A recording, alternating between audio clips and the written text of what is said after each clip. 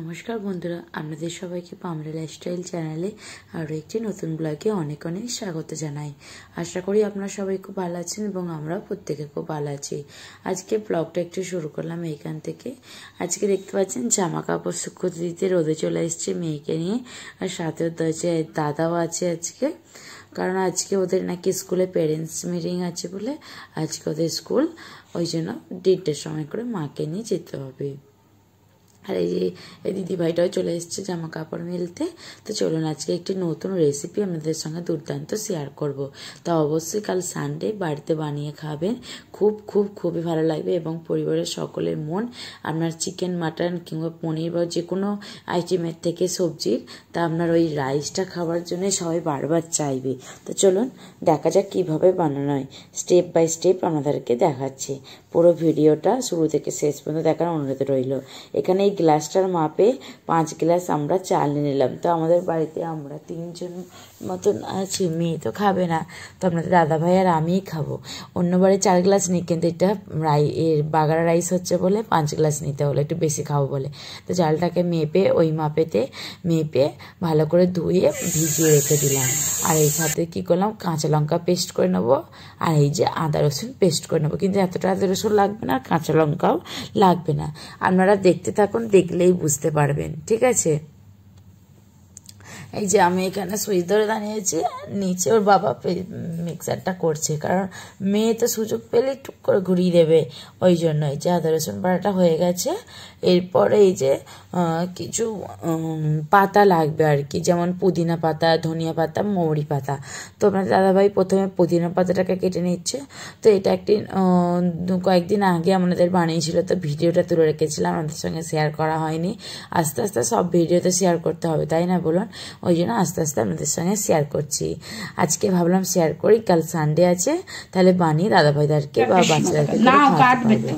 এই যে আমাদের সঙ্গে কথা বলতে বলতে পুদিনা পাতাটা কোঁচানো হয়ে গেল। তারপরে দাদাভাই আপনাদের কুঁচোচ্ছে ধনে পাতাটা। বন্ধুরা বিশ্বাস করবে না, এত সুন্দর খেতে হয়, মানে বিরিয়ানিকেও হার মানিয়ে দেবে এমন। মানে এটা দেখুন, কাঁচা লঙ্কা পেস্ট, এটা হলো সেই মৌরি পাতাটা। এই যে আমি দাদাভাই কেটে রেখে দিয়েছিল মৌরি পাতা। এইটা এখানে আমাদের মার্কেটেতে পাওয়া যায়, বাগার রাইস করার জন্য এটা অবশ্যই লাগবে, মৌরি পাতা বলে এইটাকে। আর এই যে পুদিনা পাতা আর ধনিয়া পাতা, ব্যাস হয়ে গেল, বিশেষ কিছু লাগবেও না, আপনারা দেখুন, দেখলেই বুঝবেন। আর এই যে পেঁয়াজটাকে কুচি কুচি করে নেওয়া হচ্ছে, একটু পেঁয়াজ লাগবে। খুবই ইজি, কোথাও স্কিপ করবে না, স্কিপ করলে তাহলে বুঝতে পারবে না স্টেপ বাই স্টেপ কীভাবে বানাচ্ছি। একটা স্কিপ করে গেলে খুব মুশকিল। আর এই যে কিছু গোটা গরম মশলা রাইসটা করার জন্য, যে সাহা জিরে নিয়ে নিয়েছি, দারচিনি, স্টার নিস, লবঙ্গ, এলাচ আর তেজপাতা, ঠিক আছে। আমরা এই 5 গ্লাস চালের জন্য এই উপকরণ নিয়েছি। আপনারা হয়তো বুঝবেন যে 5 গ্লাস চাল মানে কতটা।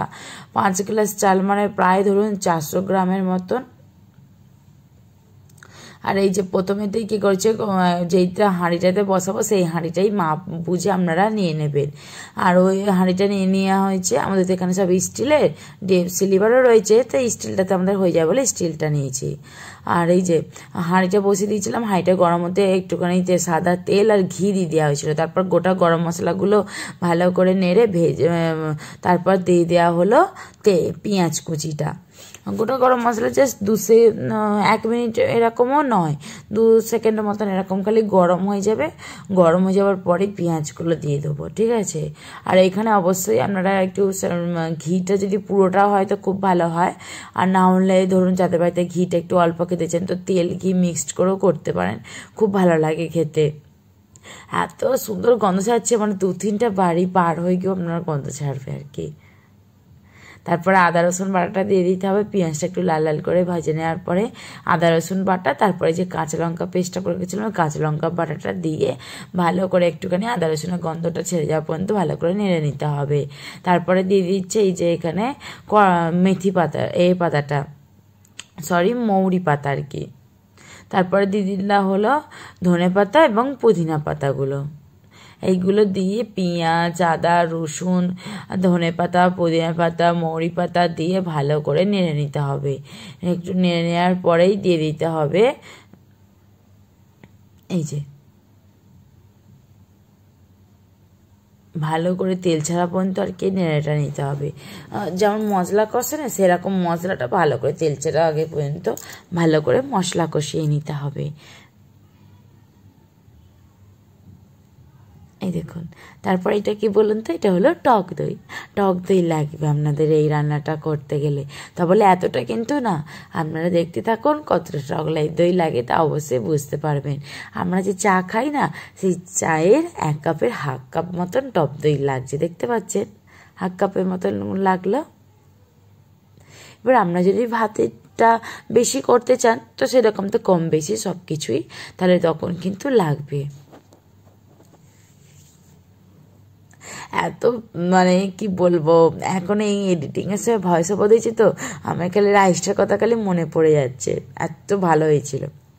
আর এই যেই গ্লাসটার মাপে আর কি আমি চালটা নিয়েছিলাম, তো ওই গ্লাসটার মাপেতেই আমি এখানে 5 গ্লাস চাল নিয়েছিলাম, তাই আমাকে 10 গ্লাস জলটা নিতে হলো, ঠিক আছে।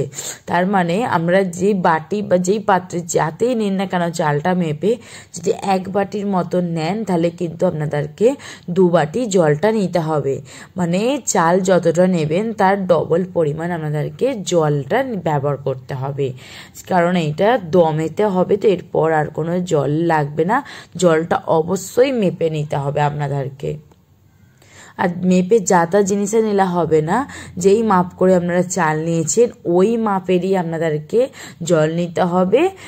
যদি 1 গ্লাস চাল থাকে তো 2 গ্লাস জল নিতে হবে। 1 বাটি যদি চাল থাকে তো আপনাকে 2 বাটি চালটা নিতে হবে, ঠিক আছে।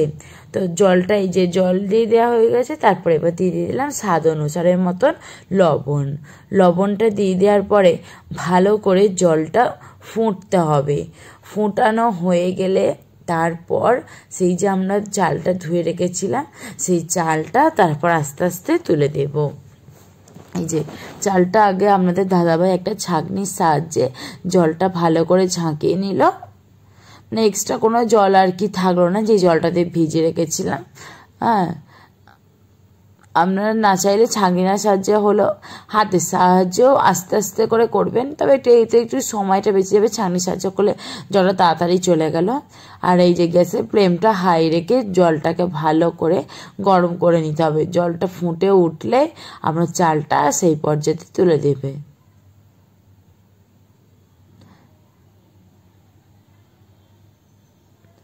খুব সুন্দর, খুব সুন্দর দেখতে কেমন লাগছে দেখেছেন। এখন কিচ্ছু সেরকম উপকরণই নয়, তাই না বলুন বন্ধুরা। এই যে চালটা দাদাভাই অপেক্ষা করছে আর কি জলটা ফোটার জন্য, জলটা ফুটে উঠলেই চালটা ঢেলে দেবে। আর এই যে ভাবলাম দাদাভাইকে আপনাদের একটুখানি দেখাই, কারণ ওইদিকে সেই যে এই যে দিদিভাই ছেলে এসছে না, ও বলছে যে দাদাভাইকে দেখাও, দিদিভাই দাদাভাই যে রান্না করছে, আমি ওই জন্য তখন দেখালাম। এই যে জলটা খুব ভালোভাবে বন্ধুরা ফুটে উঠেছে, তো খুব ভালোভাবে ফুটে ওঠার পরেতেই আপনারা চালটা তুলে দেবেন।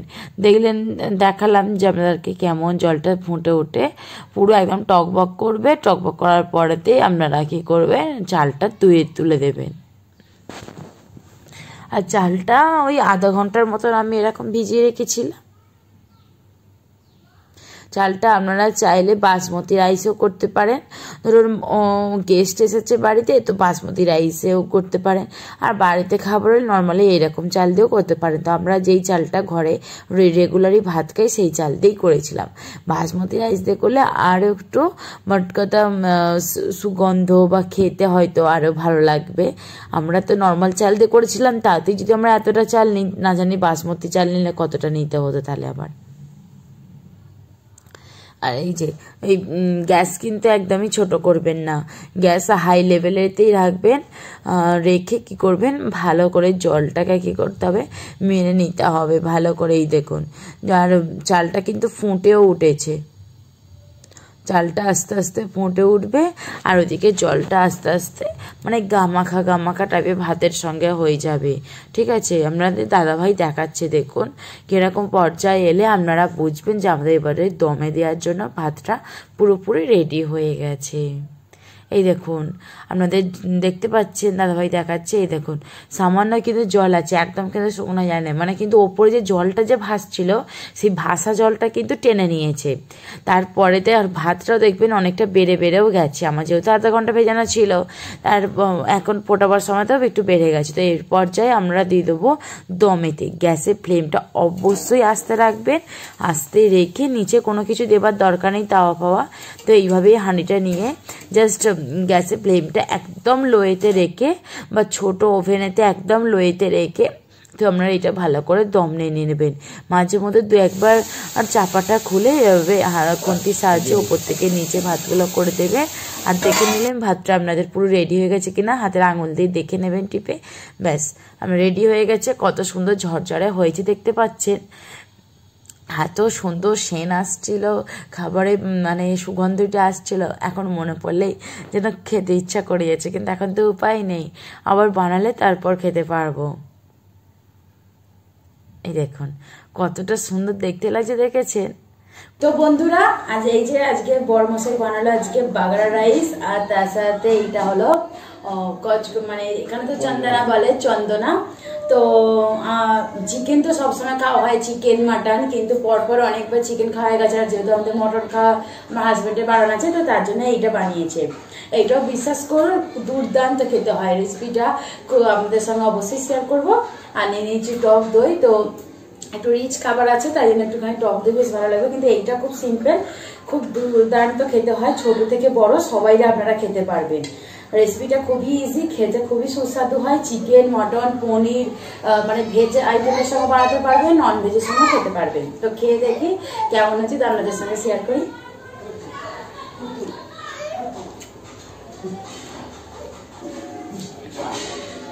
খেতে হয়েছে, খুব সুন্দর স্মেল ছাড়ছে।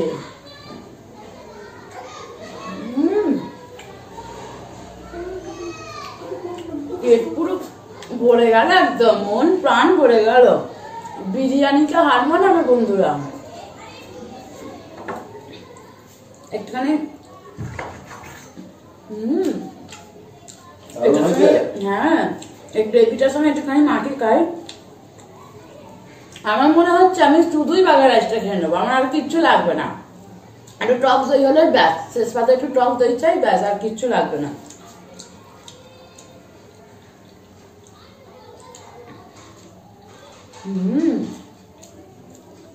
আমার যেন মনে হচ্ছে শুধুই একদম হেভি খেতে হচ্ছে। আপনারা অবশ্যই বানাবেন, পরিবারের সকলের পছন্দ হবে, সকলের মুখে বারবার বলবে যে এইটাই বানাতে। বেশি ঝঞ্ঝাটও নেই, বেশি খরচাপাতিও নেই, ঘরে যে রাইস গরম গরম সার্ভ করবেন, একদম পরিবারের সকল লোক খুশি হয়ে যাবে। একটু টকের সঙ্গে অপূর্ব। তো বন্ধুরা ভিডিওটা এখানেই শেষ করছি। রেসিপিটা কেমন লাগলো তো বন্ধুরা ভিডিওটি শুরু থেকে শেষ পর্যন্ত দেখার অনুরোধ রইল, কারণ মাঝখানে কোথাও যদি স্কিপ করে ফেলেন তাহলে কোন উপকরণটা দিচ্ছি, কোনটার পর কোনটা দিচ্ছি, তা আপনারা কিন্তু একটা যদি মিস্টেক করে ফেলেন রান্নাটা তাহলে অন্যরকম খেতে হয়ে যাবে, ভালো খেতে লাগবে না। তাই অনুরোধ করছি আপনারা শুরু থেকে শেষ পর্যন্ত দেখবেন এবং একটি লাইক করবেন, সে বন্ধুদের সঙ্গে শেয়ার করে দেবেন। আর ভিডিওটি নতুন হলে নতুন বন্ধুরা অবশ্যই সাবস্ক্রাইব করে পাশে থাকা বেল আইকনটি ক্লিক করে রাখবেন এবং আমাদের পাশে থাকবেন। তো বন্ধুরা আজকে মতন বিদায় নিচ্ছি, বাই। ততক্ষণ ভালো থাকবেন।